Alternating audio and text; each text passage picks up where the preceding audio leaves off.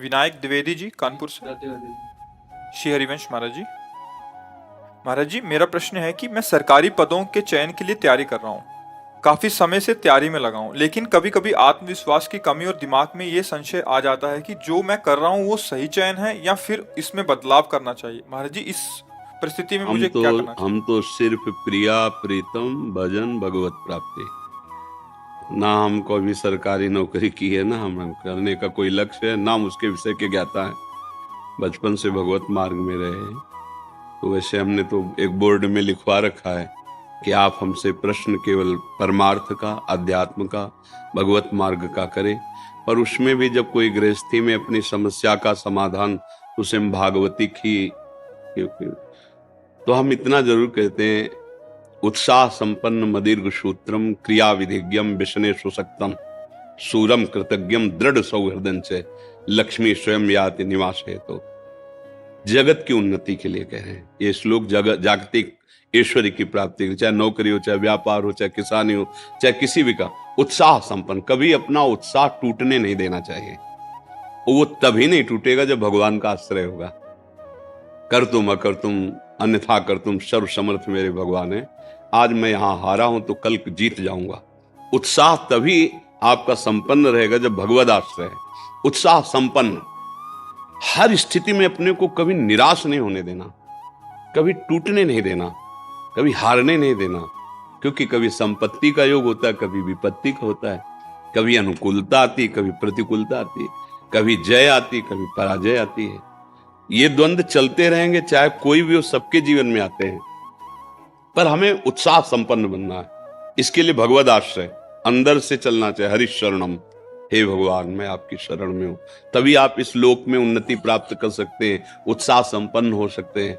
नहीं तो उत्साह विजय में दिखाई देती है, अनुकूलता में दिखाई देती है, हार में कहां उत्साह दिखाई, सब निराश हो जाते हैं।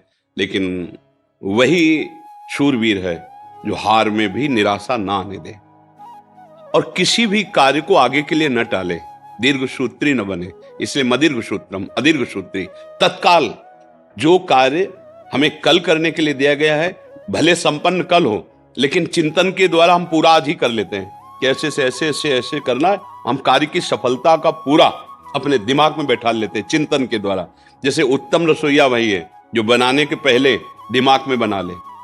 उत्तम कार्यकर्ता वही है जो कुछ भी कार्य करने के पहले दिमाग में पूरा उसका निश्चय कर ले।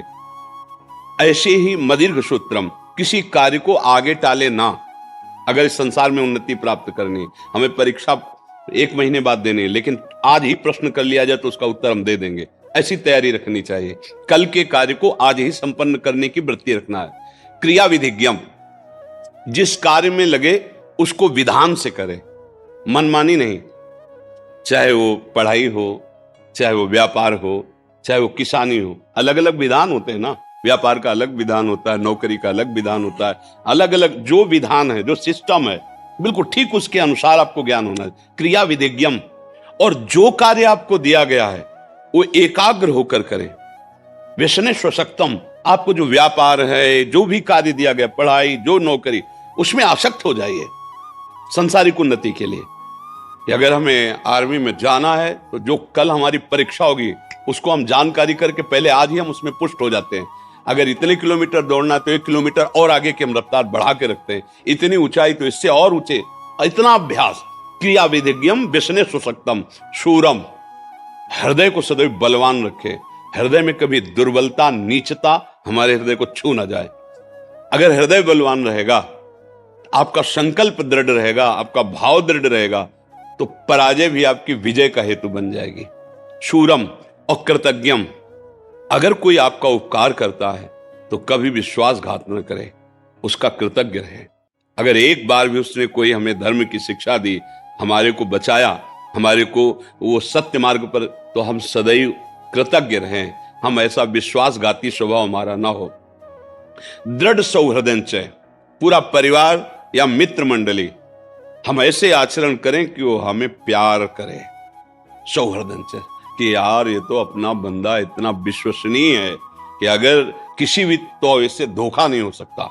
अगर ऐसे स्वभाव वाला व्यक्ति है तो जो पद चाहे उसे प्राप्त हो सकता है। भगवान का आश्रय और इन लक्षणों का जीवन में, फिर निराशा नहीं होगी।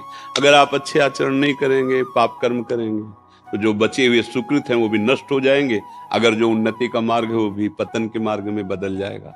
ये कर्म भूमि है ना, हम अच्छे कर्म करें, पतन का नंबर आ रहा है, मान लो पाप का नंबर आ रहा है, तो पतन के लिए गिराने की कोशिश करेगा, लेकिन आपका ये नया कर्म आपको बचा लेगा, आपको उठा देगा। भगवद आश्रय और सत्य आचरण करना, कभी भी निराश ना होना, देखो कहीं पराजय नहीं होगी। और ये बात अच्छे से समझ लो कि दिन और रात जरूरी है। दिन ही दिन रहे तो ठीक नहीं, रात ही रात रहे तो ठीक। ऐसे इस सृष्टि में दुख और सुख, जय और पराजय, द्वंद्व चलते रहते हैं। इनमें निराश ना होवे। कभी ऐसी भी परिस्थिति आ सकती है कि दुखद वातावरण, फिर भी धैर्य रखे। वो धैर्य वही रख सकता है जो भगवान का आश्रय ले, नाम जप करता है, भगवद आश्रित। इसीलिए कहते चाहे विद्यार्थी हो, चाहे व्यापार हो, करो कुछ भी करो, भगवान का आश्रय ले लो और नाम जप करो, तो तुम्हें बहुत सपोर्ट मिल जाएगा। तुम टूटोगे नहीं। जैसे किसान की खेती नष्ट हो गई, उसने आत्महत्या कर दी, विद्यार्थी फेल हो गया, वो आत्महत्या के लिए तैयार। छोटी छोटी बातों में लोग अपने जीवन को नष्ट कर रहे। क्यों? भरोसा अविनाशी का नहीं है, प्रभु का नहीं है, बुद्धि में अध्यात्म का ज्ञान नहीं है। इसलिए पार्थिव भोगों के नाश होने पर, जिनका नाश होना सत्य है, वो नष्ट होंगे ही, उसमें हम अपने को नष्ट कर देते हैं। अरे आज फेल हो गए तो हम और पढ़ाई करेंगे, आज हमारा फसल नष्ट हो गई तो अगली बार और पैदा करें। अपने जीवन को नष्ट कर देना उसका कोई हल थोड़ी है। तो इसलिए अच्छे बनो, नाम जप करो, भगवद आश्रित रहो और इन बातों को समझो। हमारा उद्देश्य आप लोगों से बात करना, भगवान का चिंतन, भगवद वार्ता, सत्य मार्ग में चलना है। वो क्या है, हमें संसार का तो ये ज्ञान है नहीं, क्योंकि हम गए ही नहीं संसार मार्ग में।